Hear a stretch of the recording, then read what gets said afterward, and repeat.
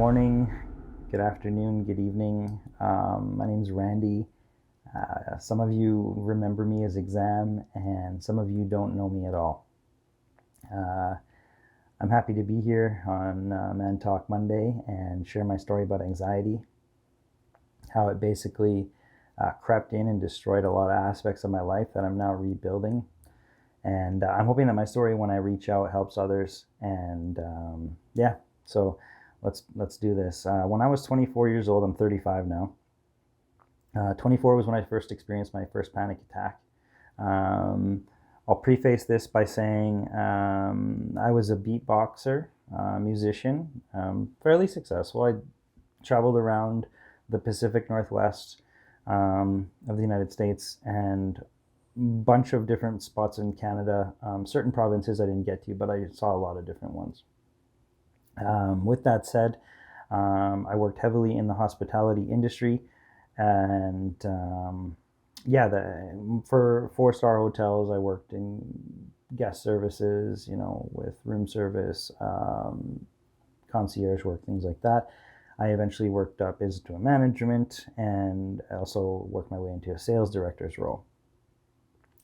So I just wanted to preface that was kind of what I was doing during this time as professions, and how it kind of affected both of those and everything. So when I was 24, I had my first panic attack. I was in the back of a cab, and we were driving to pick up my vehicle the next morning because we were out at the club drinking way too much. And I had Red Bull vodkas. I remember very distinctly the feeling. I lost my breath, almost like a shortness of breath. I began panicking, and the thoughts of me throwing up in the cab were unbearable. So I felt a tingling, a numbness that crept over me in my chest, down into my legs, into my arms, and up into my face, to the point where my lips felt like they were out to here. I immediately asked the driver to pull over or take me to the hospital. I told him I think I'm having a heart attack. He obviously does the right thing, takes me straight to the emergency room. Long story short, they checked me out and said, well, you just had a panic attack and you're likely dehydrated. Okay. Well, this is the first time that I've heard of that happening to anyone that I know. And to me, that seemed unreasonable, that I had a panic attack. So it won't ever happen again in my mind. Okay, I'll take it on the chin and we'll deal with that. Long story short, 2 years later, nothing had changed. And I waited 2 years because I was that stubborn. I went to the doctor and told my doctor about these problems I was having with anxiety, and how I could just be walking or waking up all of a sudden. I was having problems in the shower where I would be short of breath. Just horrible feelings. And she diagnosed me with a general anxiety disorder after a little bit of a process and put me on medication, which I still take to this day, which is very, very highly recommended. Because without that, I don't even know what would have happened. So when I was diagnosed with the disorder, the general anxiety disorder, she told me that it basically, general anxiety disorder is very debilitating in some ways because it creeps into lots of aspects of your life. Like some people will have a social anxiety disorder or a sexual anxiety disorder. For me, I may have a social anxiety disorder on a Wednesday and be fine on a Friday. So that was where I was basically coming from, and it was anything and everything that was triggering it, and it was getting out of control. I used to battle.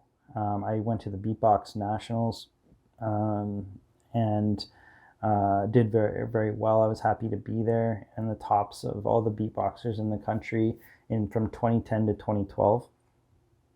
And my anxiety was so bad that by my mid to late 20s, that I had to completely give up beatboxing. I actually just disappeared from what was and is a unbelievable scene of people. I was going on stage and after months of preparation, I would completely forget my routines. It got to a point where it was too frustrating. It was too nerve-wracking. The feeling of me being up there and having a panic attack while trying to beatbox happened twice. And that is probably the worst feeling ever. Basically, it's like public speaking, except with music. So it was awful. And that shunned me away from music forever, seemingly. Work, I just retreated to. I thought, it's time to focus on work and become an adult. So I thought that was just the safe, comfortable mentality that I retreated to.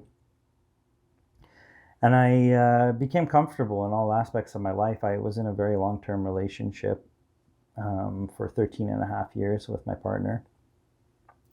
And we both, I'm not going to talk about her, but we both retreated into comfort. We were very isolated. We hung out with each other and kept only a few friends close. When it came to social parties and things like that, it was very rare unless they were like very close friends of mine that I would attend. I was very nervous doing anything and everything that was outside of my normal routine. I remember even, for example, I could give you countless examples, but if you want to understand the extremity of how bad it got, I could just be registering my car, okay, and this is something that's happened, and I begin to have a panic attack in the lineup. I get called to the it's my turn or my number's been called. I go and immediately tell the lady that I have to go out to my vehicle because my son just texted me he's having an asthma attack. He's waiting in the car. And I have to create a story for that. But the person who's having the actual attack is me, and I need to go compose myself in my vehicle.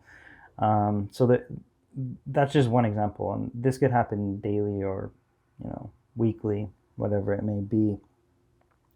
I had a zero lack of balance in my life. I retreated entirely into the routine, being comfortable with my partner, and way too comfortable. And there was no exercise. There was minimal interaction with people in real life. Everything was online. And I wasted a lot of time. In my early 30s, I really struggled with the mentality of enough is enough. I'm going to do this tomorrow.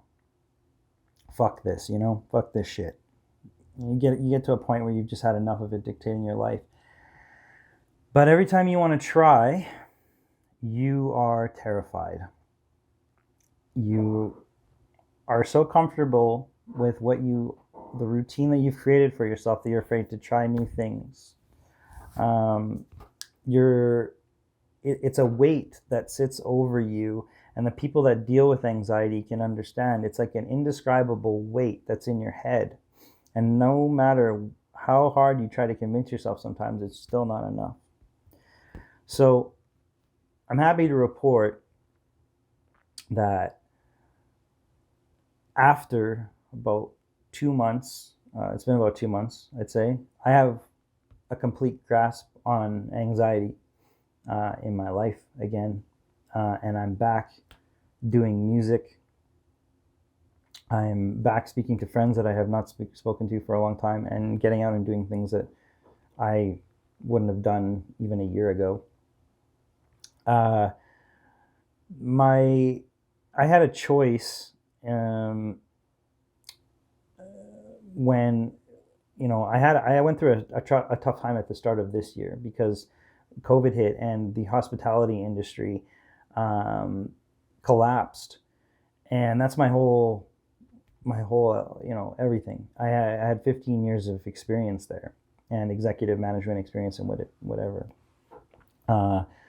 in September, my 13 and a half year relationship ended with my partner mutually. And I had a choice when I was in my, from those early 30s, where I kept going back and forth and say, I want to do this tomorrow. I want to do this tomorrow. And then tomorrow came and I never did it. Well, when my relationship ended, that seemed like the final straw. So COVID set me back a little bit. And when the relationship ended, I was once again offered a choice to go up or down. And I chose up. I want to talk a little bit about that and why.